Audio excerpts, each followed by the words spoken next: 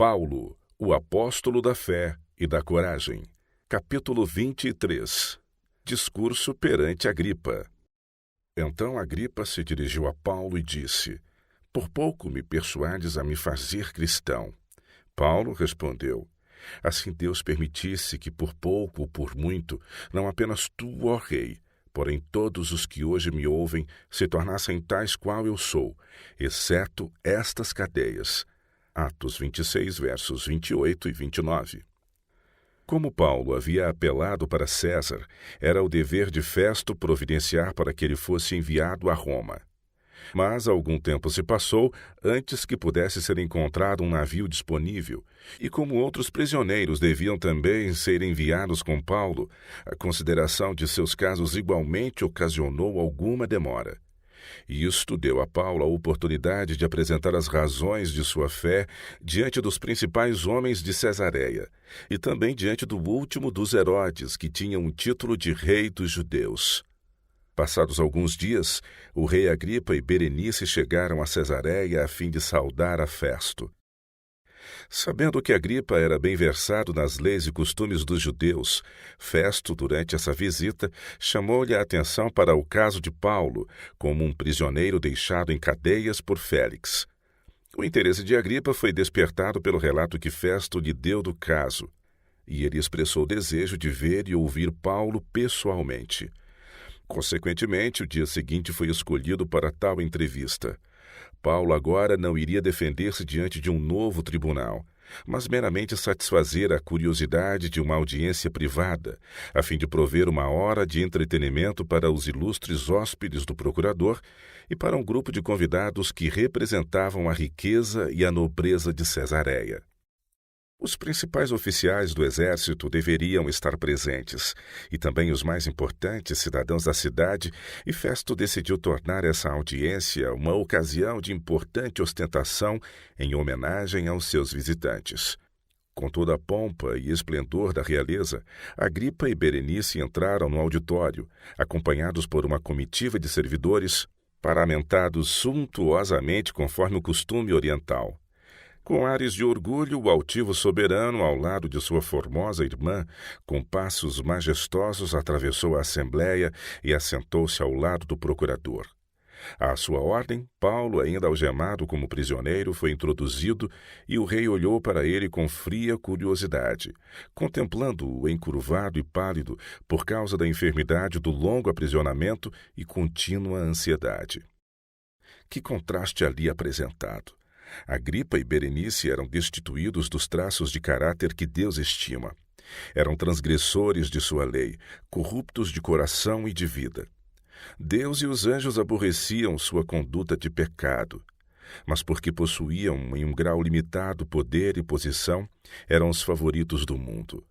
Em contraste, aquele idoso prisioneiro em pé, acorrentado a um soldado, não apresentava nada de imponente ou de atrativo em seu vestuário ou aparência que levasse o mundo a prestar-lhe homenagem.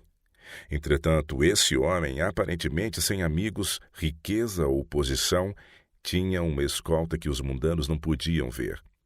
Anjos do céu eram seus assistentes. Caso se houvesse manifestado a glória de um só desses resplandecentes mensageiros, a pompa e o orgulho da realeza teriam empalidecido. Rei e cortesãos teriam sido lançados por terra, como os soldados romanos junto ao sepulcro de Cristo.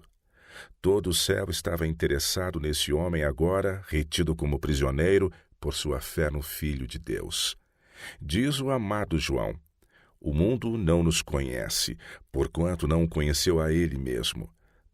O mundo não conhece a Cristo, nem conhecerá aqueles que exemplificam a Cristo.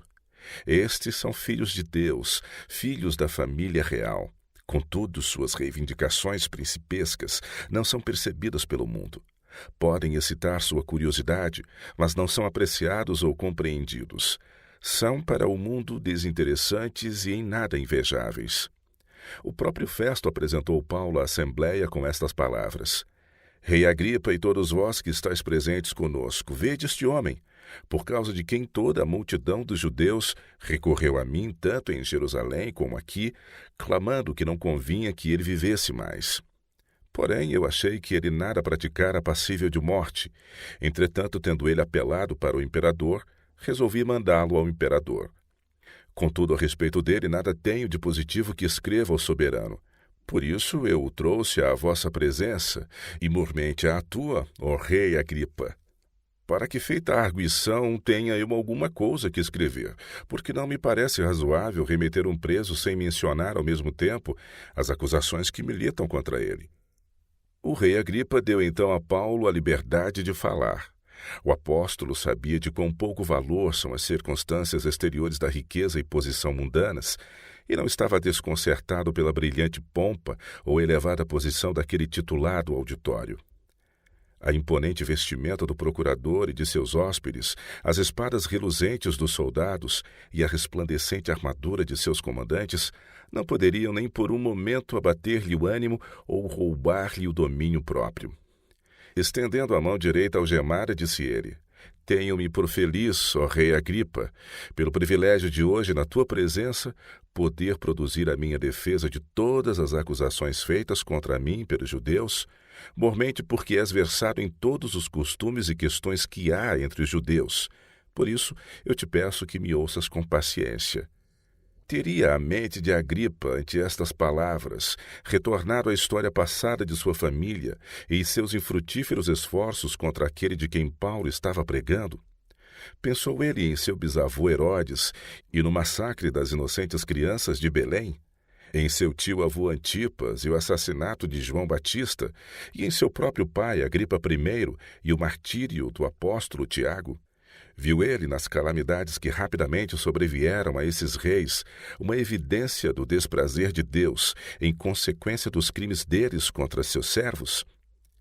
Teria a pompa e ostentação daquele dia lembrado Agripa do tempo quando seu próprio pai, um monarca mais poderoso do que ele, achava-se naquela mesma cidade, ataviado com vestes resplandecentes, enquanto o povo bradava que ele era um deus?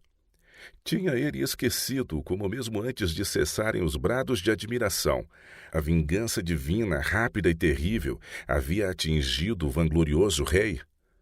Alguma coisa de tudo isso passou rapidamente pela memória de Agripa, mas sua vaidade era lisonjeada pela brilhante cena que estava diante dele, e o orgulho e a presunção baniam todos os mais nobres pensamentos. Paulo relatou outra vez a história da sua conversão, da obstinada incredulidade de um fariseu rígido e fanático à fé em Jesus de Nazaré como o Redentor do mundo. Descreveu a visão celestial que o enchera de indizível terror e que mais tarde, porém, provou ser uma fonte da maior consolação, uma revelação da glória divina, no meio da qual estava entronizado aquele a quem ele desprezara e odiara, e cujos seguidores procurara até mesmo destruir. Que desde aquele momento a misericórdia transformadora tinha feito dele um novo homem, um sincero e fervoroso crente em Jesus. E foi então que ele fora chamado para ser um apóstolo de Cristo pela vontade de Deus. Durante o ministério terrestre de Cristo, Paulo não tivera a oportunidade de vê-lo. Tinha realmente ouvido dele e de suas obras, mas não podia acreditar que o Messias prometido, o Criador de todos os mundos, o doador de todas as bênçãos, apareceria sobre a terra como um mero homem. Esperava que ele viesse vestido de majestade, assistido com pompa real e proclamado pela hóstia angélica como rei dos judeus.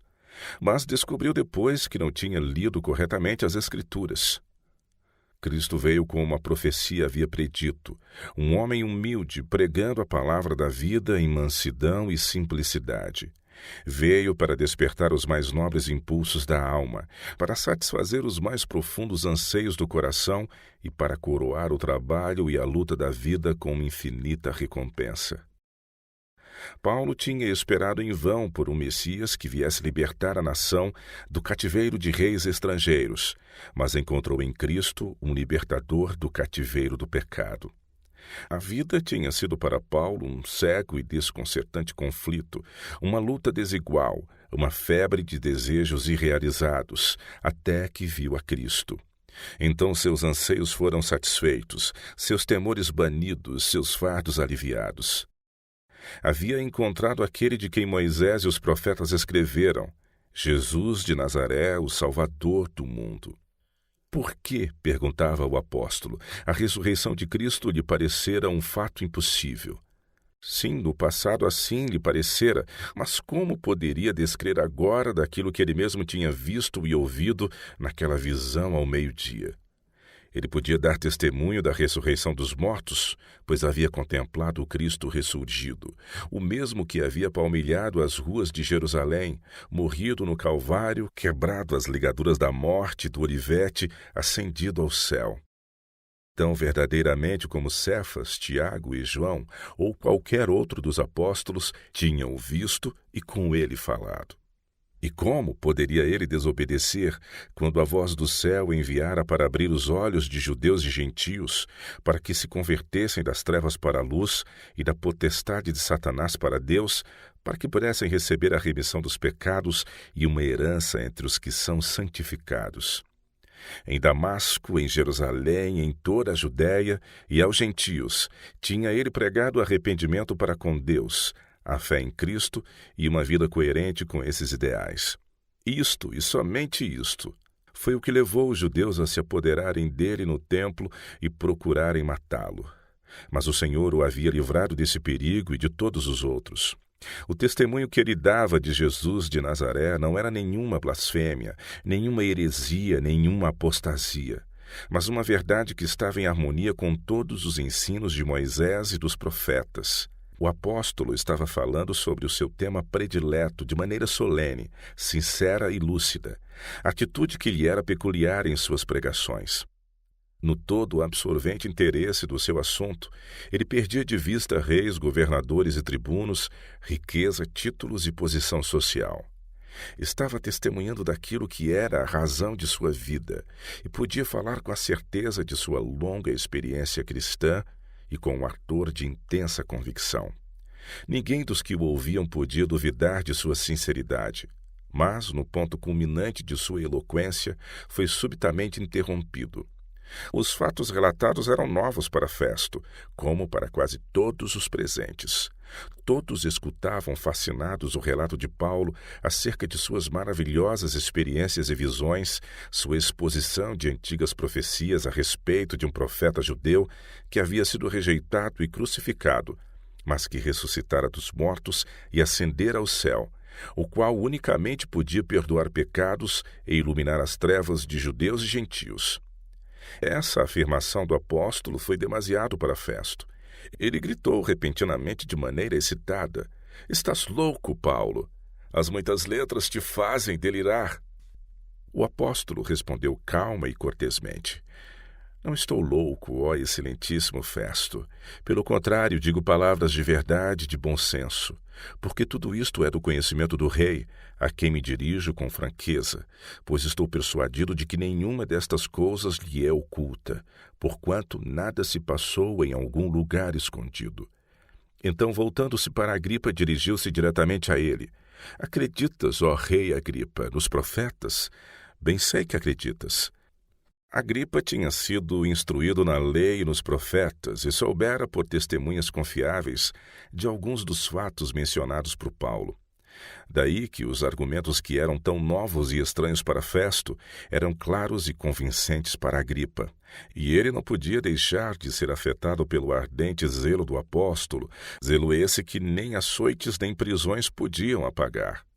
Por um momento esqueceu a dignidade de sua posição, perdeu de vista o ambiente, consciente apenas das verdades que tinha ouvido, vendo somente um humilde prisioneiro que estava diante dele como embaixador de Deus, respondeu involuntariamente: "Por pouco me persuades a me fazer cristão." Ardorosamente o apóstolo respondeu: "Assim Deus permitisse que por pouco ou por muito, não apenas tu, ó rei, porém todos os que hoje me ouvem se tornassem tais qual eu sou." E acrescentou, erguendo as mãos aguilhoadas: "Exceto estas cadeias." Todos os que ouviram Paulo estavam convencidos de que ele não era um prisioneiro comum. Alguém que podia falar como ele tinha falado, que podia apresentar os argumentos que ele havia apresentado, que era imbuído de fé tão inspiradora, que se mostrara tão enriquecido da graça de Cristo, tão sereno na consciência de paz com Deus e os homens, alguém que podia desejar que todas aquelas principescas e eminentes personalidades tivessem a mesma esperança, confiança e fé que os sustinham, mas que sem o mínimo desejo de vingança, podia orar para que elas fossem poupadas dos conflitos, tristezas e aflições que ele havia experimentado, tal homem não podia ser um impostor.